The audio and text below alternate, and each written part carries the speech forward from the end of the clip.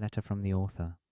Dear reader, I'm pleased to play the role of scribe that has been assigned to me by the Sir Steverino, my bizarre new correspondent from a seemingly parallel universe.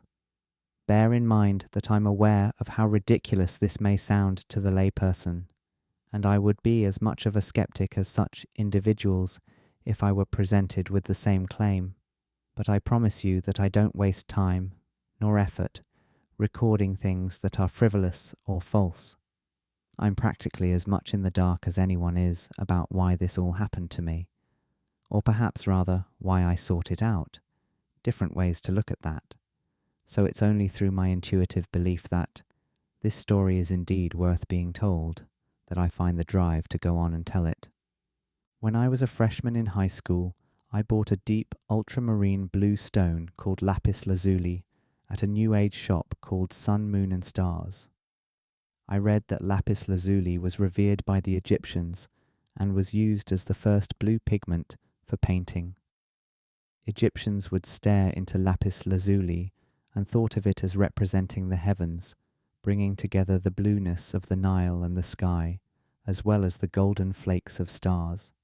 I read about the chakras that lapis lazuli apparently strengthened, specifically the throat and the third eye, or brow chakra as it is also called. If it could possibly strengthen the verbal expression of my soul or give me stronger psychic awareness, it definitely wouldn't hurt. I also just thought it looked cool. So I made a hemp necklace and adorned myself through the later years of high school and a great deal of college. Funny enough, lapis lazuli has been said to attract partners, and I happened to wear that necklace a lot at parties, where at least a couple people would grab it and admire its beauty. Lapis lazuli was my thing, and it required very little maintenance on my part to reap its benefits. All I had to do was display it in public and inform people of its properties, and that seemed to be enough to prove its efficacy. Of course, I could never validate this or distinguish it from placebo, but I surely felt in union with the stone. It wasn't until more recently that I decided to get the stone cleaned and wrapped up properly in golden wiring by a woman at a music festival. As I brought it home from its cleansing adornment, it definitely felt different in my hand. However skeptical I was about significant energetic weights to different stones, there were few stones I felt I could really feel, mostly just moldavite, but for the first time since I was younger, I could really feel the lapis lazuli. I decided then, as a casual experiment, that I would meditate in the dark while holding the lapis, just to see what would happen. Most likely I would realize that it was a misguided idea, but nonetheless fun and useful as a sort of meditation in its own. As I deepened my breaths, I started to notice a higher level of bodily dissociation into the darkness than I ever had before, and with very little effort to actually reach that state.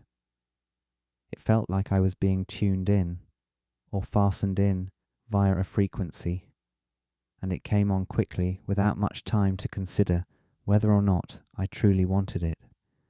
Then another thing happened that had never happened before. A telepathically audible voice coming through the static, eventually repeating, "Can you hear me? Can you hear me?" until it finally snapped into gear with full volume and clarity. Without understanding how, I replied, "Yes," and found that this telepathy moved quite smoothly. And so my whole assignment began. He wasted little time. His name was Steverino. As we spoke, it quickly became apparent that we must be in separate versions of the same reality, though we both agreed that we were unsure of what exactly that meant.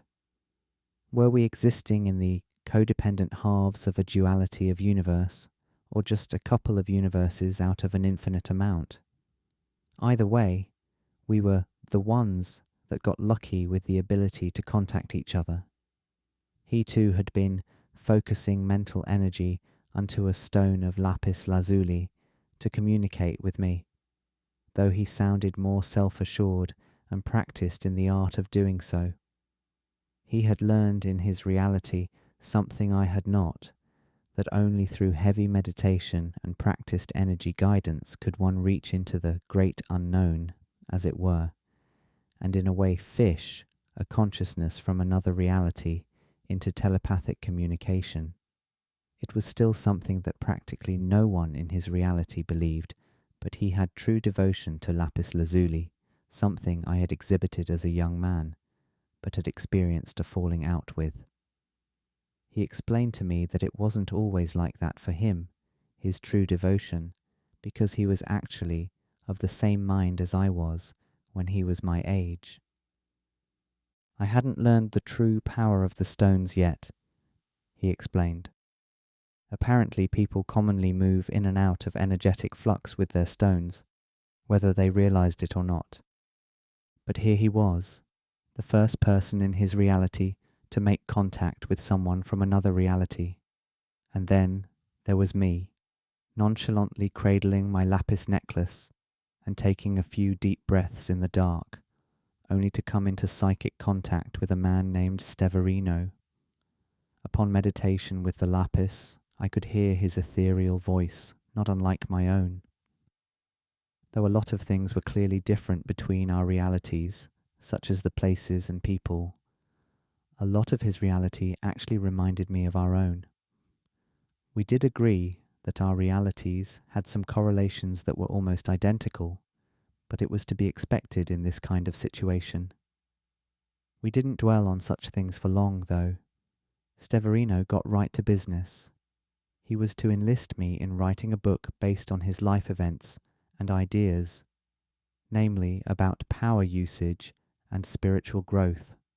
I was to scribe it as he spoke it to me telepathically, and this was achieved during lapis lazuli meditation.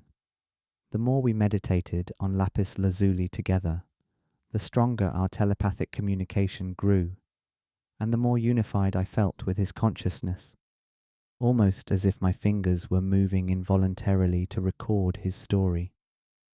I understand how this may sound slavish or even like pathological behavior, but I took great pleasure in helping Steverino create his masterpiece. He explained how the book would in turn change my life financially through spreading the good word, a sure win-win for both parties. I asked why he wouldn't just write his own book in his own reality, and he explained it was because people were too preoccupied with tumultuous global politics and natural disasters to ever want to read or listen to such a story. He was a more or less ordinary man who grew up experimenting with transcendent substances, and though he knew what he glimpsed in the great unknown was important, sacred even, people couldn't be bothered. It's really much more than that, but it's just a thing most people really don't care about right now, he told me, and sounded a bit hurt by the truth of his statement.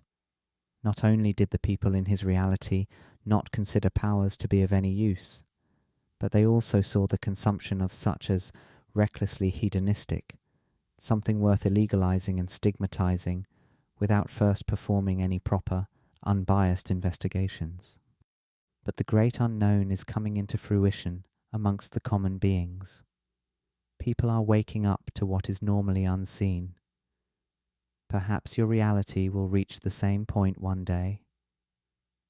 What he meant was that the eye of the general public was changing with respect to the use of powers for wisdom attainment. In that moment, I trusted him more, because he was right about our reality reaching toward a higher point, about the unseen becoming seen. If there was any chance that this transmission was a moment of prophecy, I figured I might as well spend the time performing my end of the job, and perhaps I might learn some information about the other reality that could be helpful to ours. At the very least, I'd be writing a piece of work that could make me a nickel. And really, what else was I going to do? Refuse the command of a friendly voice in my head that came with perfect credentials? Even my soul wasn't crushed enough to reject that sort of calling. So with the help of the green power, as Steverino called it, and had prescribed to me for the best shot at effective transmission optimization, I began the writing of Power Tripping in the Great Unknown, Steverino in his formative years. As he wished, we start with an introductory letter from the cat himself.